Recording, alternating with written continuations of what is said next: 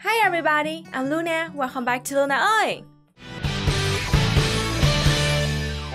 Last week, a huge YouTuber called Armchair Historian, also known as Griffin Johnson, released a video called Vietnam War from the North Vietnamese Perspective, and it just got over 1 million views. Well, I'm from the North of Vietnam, and my grandpa died fighting for the North Vietnamese army in the south during the Tet Offensive, and my other grandpa took part in the victory of Dien Bien Phu in 1954.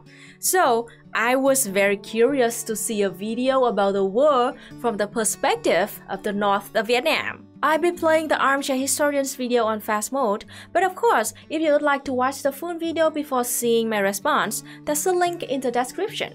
Let's get started!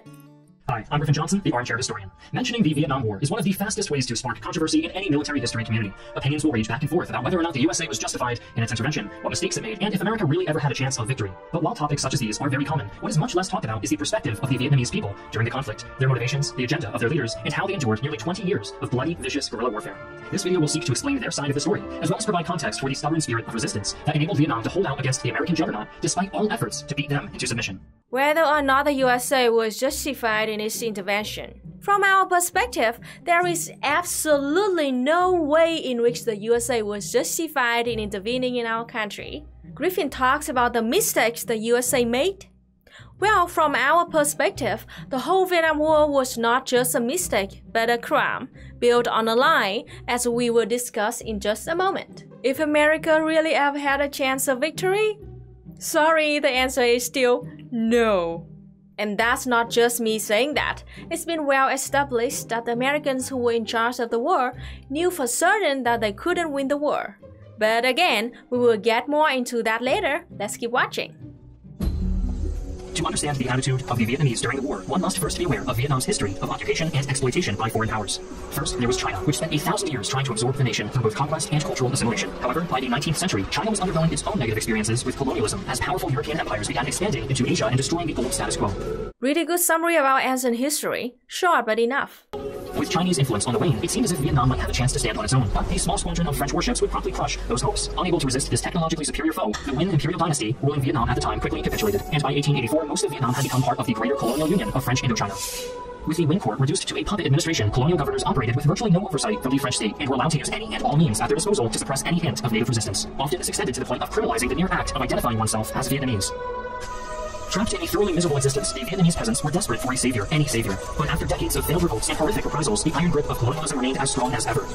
This is okay, but I want to add some more information. France attacked Vietnam, and when they won, they forced us to pay a war fee, nearly 3 million ounces of silver. But not just that, they also stole everything they could from Vietnam and brought it all back to France. They stole all kinds of valuables like gold, artifacts, jewelry. They came to our royal palace and took even the king's toilets and toothpick boxes. If you go to some museums in Paris, you will see many Vietnamese national treasures there. If you want to read more about this, the link is in the description. Yet unbeknownst to the peasantry, the seeds of a new revolution were already being sown, not in the plantations or even in the courts of the Nguyen bureaucracy, but in the coffee houses of Paris, where a few Vietnamese lucky enough to scrape together enough money to afford a Western education were debating the merits of a strange radical new ideology known as communism. Unlike any political ideology at the time, communism promised freedom and equality for those laboring under the yoke of capitalistic imperialism, and so spread like wildfire from the moment it was introduced from overseas, becoming Vietnam's dominant underground political movement by the early 1930s. So this to me seems like an unnecessarily vague framing of the situation. Griffin didn't mention any names here, but I guess he's talking about Ho Chi Minh because I could not find any source mentioning any other prominent Vietnamese people who were considering and debating about communism before him. So let me just give you the actual details of what happened. Yes, it's true that Ho Chi Minh did go to a French-built school as a child, but it was hardly a privileged Western education. He only learned very basic French in school and had to teach himself to speak fluently later in his life when he was a sailor, and he never went to college. Ho Chi Minh left Vietnam on July 5, 1911 at the age of 21. He worked as an assistant chef on a cruise ship, taking the name Nguyễn Văn Ba. It was on this ship that he taught himself French and English. In one of his diaries, he said that in the morning when he woke up, he wrote new words on his arm and learned them while he was working in the kitchen. Eventually, Ho Chi Minh did move to Paris, and it was there that he discovered communism in 1918, when he joined the Second Communist International.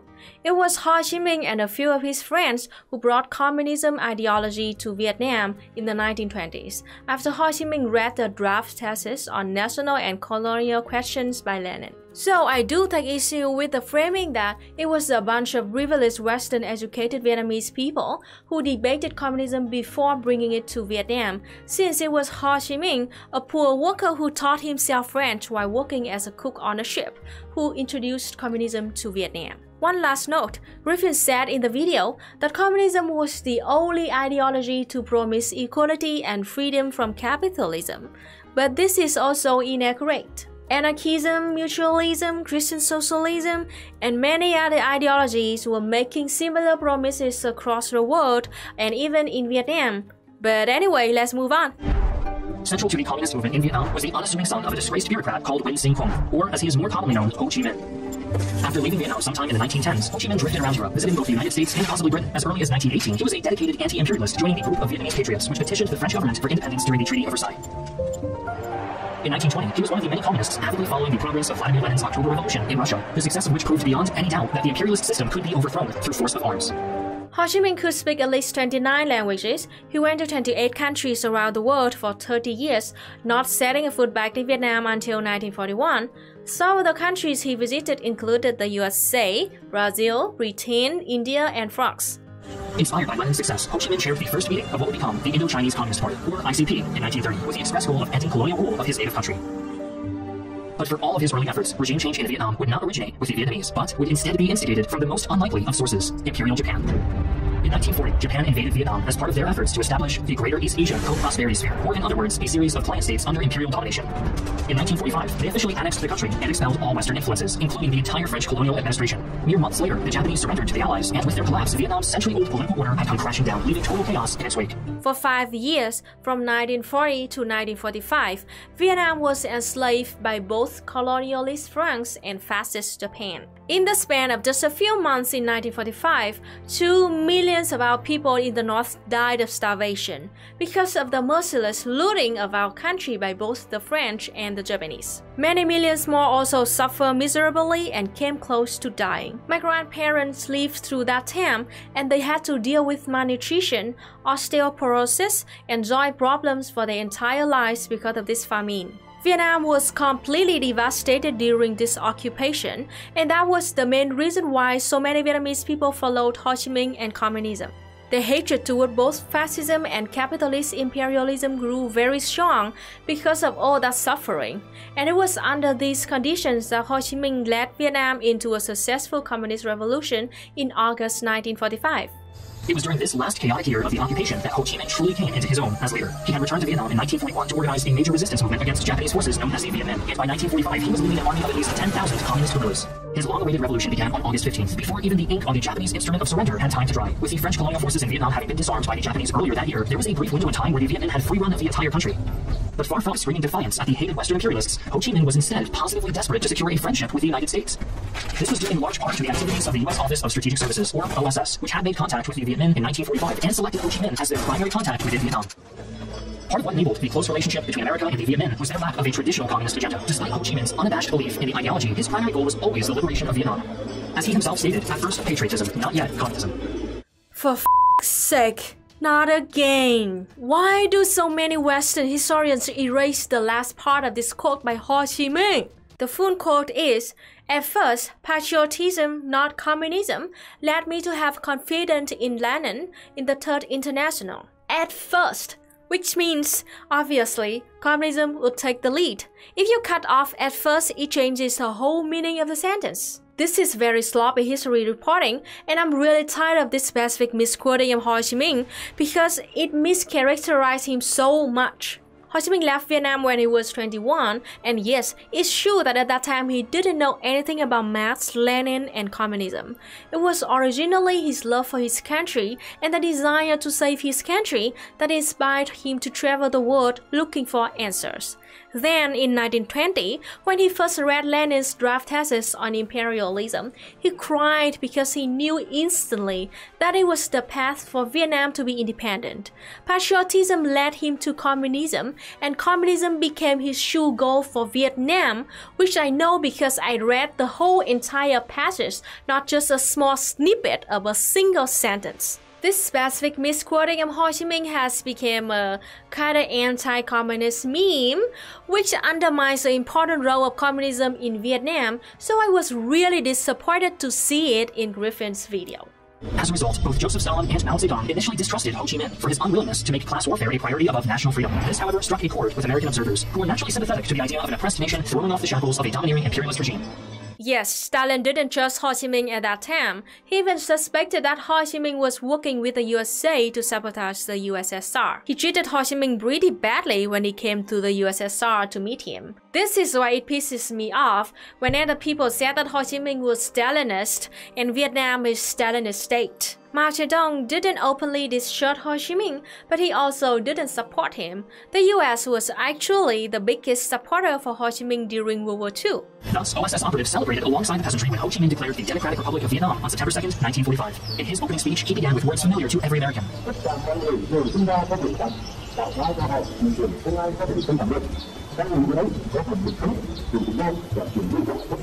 Behind him on the podium stood OSS Major Archibald Patty, and as the speech came to a close, a plane bearing U.S. markings flew over the assembled crowd, which greeted its appearance with thunderous applause. All across the nation, Americans were seen as heroes and liberators, and for a moment, it seemed as if this would be the start of a glorious new relationship between East and West. Of course, we all know that this was never really an option. The French wanted their colonies back, and the newly elected President Truman had no interest in cooperating with an openly communist regime. After negotiations with the French broke down completely, the Vietnamese had no choice but to fight for their independence, and the First Indochina War began on December 16, 1946. There is a lot more information that needs to unfold here. As you know, Ho Chi Minh became our president in September 1945. At that time, the situation in Vietnam was very complicated. The Japanese army was still occupying Vietnam. At the same time, 200,000 soldiers of Chiang Kai-shek's nationalist army attacked the north of Vietnam, while 20,000 British troops simultaneously attacked the south of Vietnam in order to have France reclaim their colony one more time, as the French army was planning an invasion of their own. Ho Chi Minh had to face a really tough decision. He had to choose one single enemy to fight, because it was obvious that Vietnamese force could not fight all four of these powerful armies at the same time. France seemed to have the most likely to win against other three armies, so Ho Chi Minh and his generals made a temporary truce with the French army to kick the Japanese and Chinese out and to get the British to leave voluntarily. That was why the revolution happened in August 1945, and then just 3 weeks later, France sent an army to Vietnam, but we didn't declare war with France until December 1946. So basically, the North Vietnamese strategically allowed France to enter Vietnam, only so they could then face one single enemy once other enemies had left Vietnam, which was a brilliant way of avoiding a war on 4 different fronts. During this time, the Ming dynasty attempted to reassert its control over the nation, with the 13th emperor Bao Dai siding with the French and resuming his place as a puppet ruler over their occupied territories. Oh, whoa, wait a minute, we need to talk about this. Griffin Johnson didn't mention that Bao Dai, the last king of Vietnam, resigned himself and willingly gave power to Ho Chi Minh. This is a very important fact that needs to be addressed. The Communist Party of Vietnam sent a letter to Bao Dai and politely asked him to resign. At first, he didn't agree. He tried to get them to work for him instead. But then the Communist Party sent him another persuasive letter and he finally agreed. On the day of resignation, King Bao Dai said, "I would rather live as a normal resident in an independent country than as a king in an enslaved nation. I believe that all of you share the same thought." Bao Dai became a consultant for our government. He was elected as member of Vietnam National Assembly in our very first election in 1946. Sadly, 3 years later, when Bao Dai went to France to perform duties for our government, France used money and women to get him to work for them. So from 1949 until 1954, Bao Dai became the puppet chef of State of Vietnam for France. But it's important to understand that Bao Dai himself did not attempt to reassert the Nguyen dynasty after World War II. Instead, he actually worked with Ho Chi Minh for 3 years, from 1946 to 1949, but France wanted to build their own puppet government in the south of Vietnam, and so they lured Bảo Đại over their side as their puppet chief. To me, Bảo Đại seems like he was just a pathetic man with weak characteristics who just wanted to live his life in golden luxury with beautiful women, not a wicked king trying to hold on to his power. Here are some more interesting facts for you. Even though Bảo Đại became a puppet for France, he still said many good things about Ho Chi Minh, and his wife even donated a lot of her gold to support the resistance against France and wrote letters to her foreign friends to try to get them to support Ho Chi Minh and his new government. So the real story of the last king of Vietnam is a lot more complicated than the story presented by the Armchair Historian. As the war dragged on, the U.S. began sending aid to the French, but after their dramatic defeat at Dien Bien Phu in 1954, they agreed to new negotiations with the Viet Minh. The ensuing treaty split the country in two halves, the DRV in the north and the state of Vietnam in the south. I'm really disappointed. There's so much more he could have said about this important victory. The Dien Bien Phu victory was one of our greatest victories in our long history of resistance against foreign oppression. It was proof to the world that even a poor and devastated colony like Vietnam could still win against a powerful nation like France, even though they had as powerful an ally as the USA. The strategy that our great General Võ Nguyên Giáp used in this victory have been studied in military colleges around the world ever since. If you want to learn more about these strategies, I highly recommend you read Võ Nguyên Giáp book, People's War, People's Army. Bảo Đại was then unceremoniously ousted by his prime minister, Ngo Dinh Diem, after a referendum determined that the state of Vietnam should become a republic. However, this was hardly a triumph of democracy over imperialism, for Diem was utterly corrupt, and the referendum was blatantly rigged. Diem even went so far as to deliberately ignore the French promise that the South would be allowed to vote on whether or not to reunite with the North under the DRV. I appreciate that at least Griffin pointed out that the way Diem took his power was very undemocratic. But he failed to mention that the USA government installed him into power. Diem has spent years living in the USA to gain the support from American Catholic Church leaders, as well as conservative and liberal leaders and politicians. Diem was a president of Republic of Vietnam for 10 years, and during that time, he killed thousands of people by guillotine and imprisoned hundreds of thousands of people who he suspected to be communist. He oppressed Buddhism and killed and imprisoned thousands of Buddhists. The south of Vietnam under Diem's regime was horrifically oppressive, and all the time he was supported by the government and military of the USA. When it became obvious that the Diem had no intention of allowing reunification, DRV-backed insurgents began popping up all over the South, causing him to become even more anti-communist, and in turn causing America to offer increasing amounts of aid to his administration. However, Diem proved to be a fickle ally, often refusing to cooperate with his US backers, especially in regards to rural development and land management. In 1963, tensions finally came to a head when Diem was abruptly assassinated in a military coup d'etat that was aided by the CIA. Yep, Diem was installed by the USA, and he also was assassinated by the USA. This, combined with the Gulf of Tonkin incident in 1964, paved the way for a full-scale US invasion. Wait a minute! You forgot that the Gulf of Tonkin incident was a total lie, which is very well-known and well-documented fact. In 2003, Robert McNamara admitted that the Gulf of Tonkin incident never happened, and a CIA document released in 2005 confirmed that it was a completely fabricated incident. The USA completely made up the Gulf of Tonkin incident to have an excuse to send troops and weapons to Vietnam. I find it impossible to believe that Griffin wouldn't have stumbled upon this in his research for his video. I couldn't find any modern sources that don't mention that the Gulf of Tonkin incident was a lie that never happened. So I really have to wonder why Griffin doesn't mention this here. Extremely disappointing. From the outset of war, Vietnamese generals knew that a conventional victory was impossible. America was simply too powerful to defeat using traditional battlefield tactics. But the huge rural population of the South was already mostly under the sway of the DRV-backed National Liberation Front, or more commonly known as the Viet Cong, or VC. Actually, we still called ourselves Viet Minh at that time. Ngo Dinh Diem, the South Vietnam puppet president, created the name Viet Cong. When Diem was still in power, he wanted to eliminate all communist movements in the South. But Viet Minh was a name with a good reputation since the Viet Minh had won its victory in the war with France. So Diem invented a new name to try to convince people to hate Viet Minh. It was originally an insult to communist soldiers and a propaganda name. The VC, in combination with the People's Army of Vietnam, waged a successful series of campaigns against the disorganized South Vietnamese until large numbers of American troops began arriving in 1965. Following American involvement, the conflict began to shift into a war of attrition. Vietnamese defense strategy revolved around their extensive network of tunnels, which many likened more to underground cities than near military strongholds. Over 200 miles or 321 kilometers of tunnel were dug during the war, with the largest system at Cruce being just 20 miles or 32 kilometers outside Saigon. Their importance was summed up in the words of Colonel Chow Long. "We knew the Americans were determined to find and destroy the tunnel system. They understood, as did we. However Cruce went, so did the war. It was our determination not to lose even 1 centimeter of the tunnels. It was a contest of wills, resulting in some very fierce fighting. We made a tremendous sacrifice to gain victory." The Cruce tunnels are really incredible. I came there last month and I will make a video about it soon. Stay tuned. 2 years after its arrival, the United States of America expanded its bombing campaigns across North Vietnam in an effort to break their will to fight. When a North Vietnamese civilian saw the first B-57 bombers open their bomb bays over his home province of Quang Minh, his first thought was not to flee in panic, but was instead, why is a mother airplane dropping baby airplanes? Having miraculously survived the initial attack, he gathered his family and fled for the nearby caves. He later recalled to a journalist, "People didn't talk about the meaning of the war. We were really confused why the Americans tried to invade our homeland. We hadn't done anything to them." This part made me want to cry. It's true. My mom and my dad had to hear the sounds of bombs exploding growing up as children. My mom told me that she had to stay alert 24 hours a day, 7 days a week. Whenever she heard the village bell ring, she immediately ran into a tunnel to hide. And many times, she had to work with other villagers for days to fill up craters created by bombs. Sadly, the citizens of Vietnam had much more to fear than American bombs. When Viet Cong guerrillas went to ground among the rural peasantry, U.S. forces responded by declaring any villages with a suspected VC presence as free fire zones. Then came the infamous May Lee Massacre on March 16, 1968, when at least 347 unarmed civilians were brutally executed by American soldiers.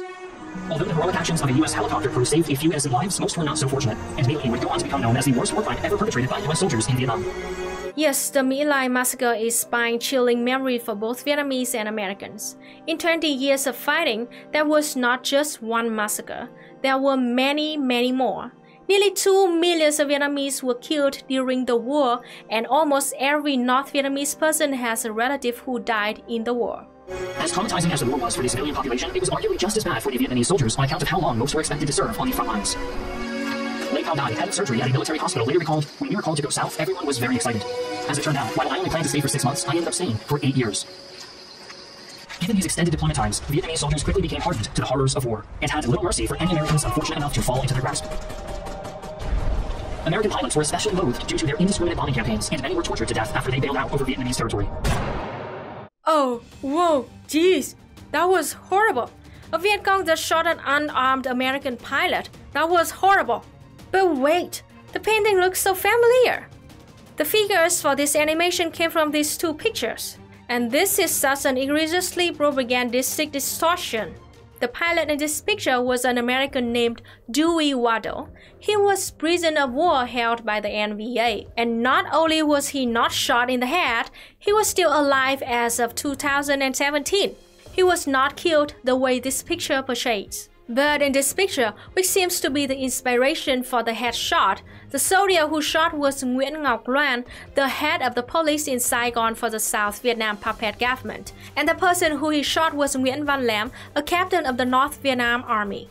What the f*** are you doing, Griffin? Why do you combine those 2 unrelated pictures together and twist a story like this? What is your purpose? I have to ask. Are you really trying to tell the story from a North Vietnamese perspective? I'm not asking you to tell the story in favor of the North of Vietnam, but come on, this is a gross distortion, and I find it repulsive that you call this is the North Vietnamese perspective.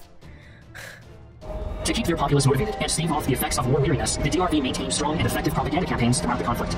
The masterminds behind these campaigns was Vo Nguyen Duc, a renowned military leader who had fought alongside Ho Chi Minh since the 1940s. People quickly formed long queues to purchase his newspapers and listen to loudspeaker broadcasts about the latest developments on the front lines.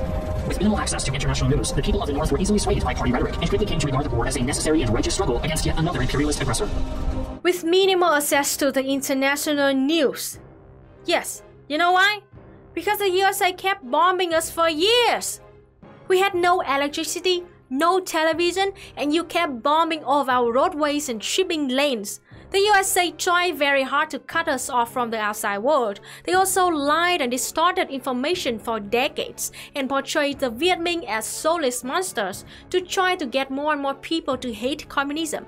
They fabricated a lie, the Gulf of Tonkin incident, which you failed to mention was a lie yourself. They did exactly what you're doing in this video. I find it so hypocritical for someone who has made as many distortions and shared so much misinformation in a video like this to accuse North Vietnam of hiding information from our own people. This is some serious pot calling the cat up like bullshit. Wait, there's a note. Let's read it. Some residents defied the ban on listening to foreign radio stations, and a few even handed out leaflets condemning the war. Many of these individuals would endure imprisonment in the north of Vietnam for their stand against war. Of course, you failed to mention how South Vietnam government guillotined, imprisoned, and tortured people for being communists, how American soldiers murdered and raped and tortured villagers they suspected might be helping communists. Did North Vietnam imprison spies and Asian provocators who aided the Southern puppet government? Yes. Were there instances where North Vietnam Army soldiers went too far or did things they shouldn't have? Yes. Let me tell you a personal story, Griffin. My grandfather, the one who helped in the Battle of Điện Biên Phủ, he was a very rich man, and at one point, some North Vietnam Army soldiers actually beat him and tortured my grandfather because he was a wealthy landlord. Later, Ho Chi Minh denounced these kinds of actions and cried during the announcement, saying he regretted those abuses. So yes, we admit and own up to the mistakes we made. But why don't you mention the thousands of systematic murders that were committed by the South? You say you want to share our perspective, so don't you think that is an important part of our perspective? Americans' invasion of Vietnam was brutal, and it devastated the lives of millions of Vietnamese people. And in the North, we knew that there were only two possibilities of what could happen if we stopped fighting. Either the North and the South of Vietnam would be forever separated like North and South Korea, or the South, with the help from the USA, would just kill all the Viet Cong and let Vietnam be enslaved through imperialism. We didn't want either of those possibilities. We wanted what had been denied to us for hundreds of years. We wanted freedom from foreign oppression and independence. That was why millions of us in the North and the South chose to fight. It was absolutely a necessary war against the USA's horrible imperialist regime. Did we make mistakes during and after the war? Yes, we never denied that. But what pisses me off, what is very important to my Northern Vietnamese perspective, is the way American documentaries about our country, like the one you made here, distort the facts and forget to include all the atrocities committed by the Southern puppet government and all the brave sacrifice made by millions of South Vietnamese communist guerrillas. By contrast, the urban population of the South could listen to foreign news reports and had a much more conflicted attitude towards the violence tearing apart their nation. Oh yeah, on the contrary, people in the South of Vietnam had great opportunities to be indoctrinated by American anti-communist propaganda, which was completely unbiased and always just told the truth. Remember, just a small fraction of wealthy people in urban Saigon could afford luxuries like televisions and newspapers and cars.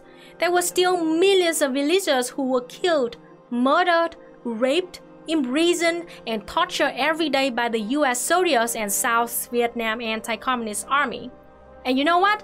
That news never got reported on television or newspapers. It was intentionally buried and hidden by government and military officials in the South. The success of the Vietnamese propaganda machine was demonstrated following the Tet Offensive of 1968. The success of the Vietnamese propaganda was not the only reason why we won. It was also because of the violence, the brutal actions of the anti-communist soldiers was so horrible that it made more and more people support Ho Chi Minh and the Viet Minh. Under US imperialism, only a small number of people living in Saigon benefited, while millions of poor villagers had to suffer for decades. The success of the Vietnamese propaganda machine was demonstrated following the Tet Offensive of 1968, which caught U.S. forces completely by surprise. Amidst the chaos, VC infiltrators launched an attack on the American embassy in Saigon, penetrating the compound and opening fire on the Chancery building with rocket-propelled grenades. Although the building withstood the assault, the fact that such an attack had occurred at all was psychologically devastating to the USA, proving that not even the capital city of South Vietnam was safe from communist infiltration. The Tet Offensive also brought the reality of war to the urban population of the South, leading many to lose confidence in a Western-backed government. By the early 1970s, the endless jungle warfare had taken their toll on both sides. But the DRV remained defiant, while U.S. morale had plummeted to the point where soldiers were openly ignoring orders and deserting in record numbers. Desperate to at least preserve the status quo, America began pouring resources into strengthening the South Vietnamese army while pulling out its own traumatized troops out of the conflict. But it was too little, too late. And in 1975, a massive offensive by the DRV, known as the Ho Chi Minh Campaign, smashed through the defenses around Saigon and decapitated the Republic. After almost 20 years of war and millions of deaths, the DRV finally stood triumphant. Against all odds, communism had won. That's it? How can you forget that in 1972, the US brought hundreds of aircraft to Hanoi and announced that they would bomb us to the Stone Age? How can you not mention 34 B-52 aircraft had been destroyed by the Vietnam People's Army in just 12 days? Until now, Vietnam is still the only one country in the world that could shoot down not only one B-52, but 34 of them. One more important fact is that in 1972, after the USA's humiliating loss in Hanoi sky that I just mentioned, the US had to sign the Paris Agreement and withdrew all of their soldiers out of Vietnam. And holy shit!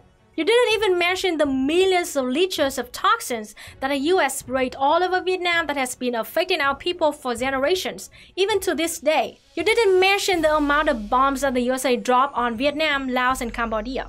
Yep, the USA dropped 3 times more bombs during its invasion of Vietnam than the amount of bombs dropped by all countries who participated in all of World War II. You didn't mention that the USA helped rob up Pol Pot as he murdered millions of his own people and Vietnamese people. And we were the one who had to go in and defeat him and give Cambodians back their freedom. You didn't mention how the USA continued to wage financial warfare and place embargoes on us well into the 21st century. You left out so many very important, very basic details that are fundamental to the Northern Vietnamese perspective. Now, I gotta say, I'm very disappointed about you and your video, Griffin Johnson.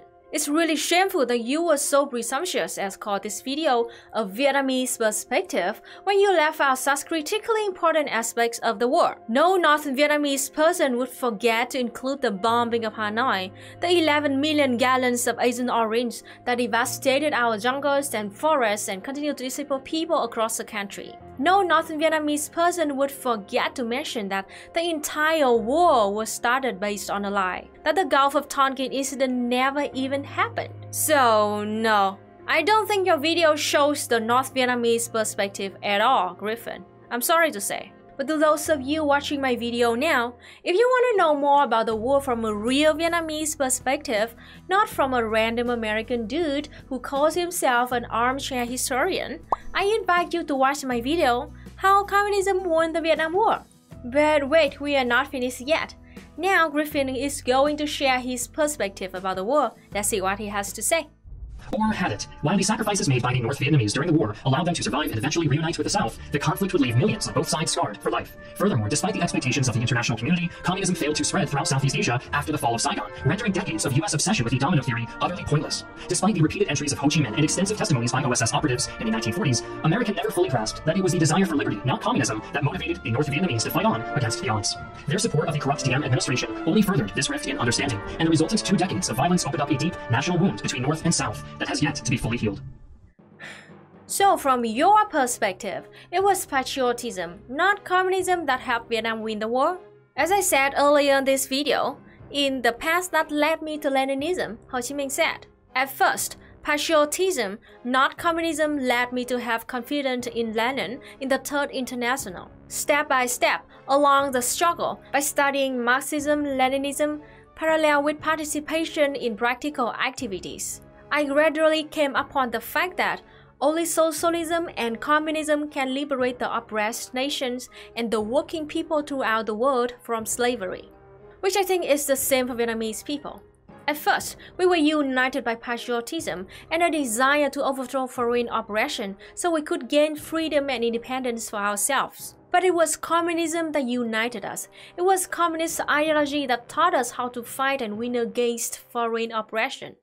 It was a shared vision for a future without class, without capitalism, without any oppression that inspired us to fight against impossible odds. My grandfather didn't go to the South and give his life just for patriotism. He was a communist and he fought for the ideas of communism. And today, millions of us in Vietnam continue to fight for the ideas of communism with the hope of eventually building a stateless, classless society together. And yes, generations of Vietnamese have been suffering from the war. To this day, 45 years from the war, thousands of Agent Orange victims are still being born every year, leaving us a great burden.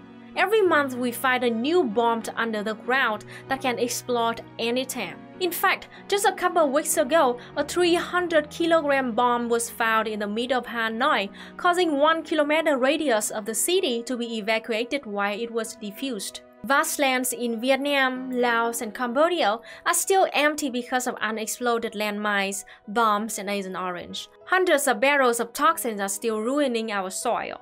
We Vietnamese are very forgiving people, but that doesn't mean that we will forget our history. We don't hate Americans or French or Japanese or Chinese for invading and colonizing us. We honestly are willing to move forward and forgive. All we want is for you to dare to seek for the truth. Dare to look at what your ancestors did to us and learn from it, instead of continuing to try to construct your own false narrative about what happened. And I am begging you to understand this. It was communism that united Vietnam during the war, and communism that has kept us together for decades since. You can try to downplay and dismiss our ideology as you want, but we North Vietnamese people know what motivates us and inspires us. And that's communism. Thanks, Griffin Johnson, for your beautiful illustrations and for at least trying to cover Vietnam history. But next time, I hope you can research our history better, and please do not twist the story to suit your own ideological positions. And please do not half quote anyone to manipulate your audience. Okay, that's it. Thank you for watching. If you want to read more about the history of Vietnam, there are plenty of links in the description for you.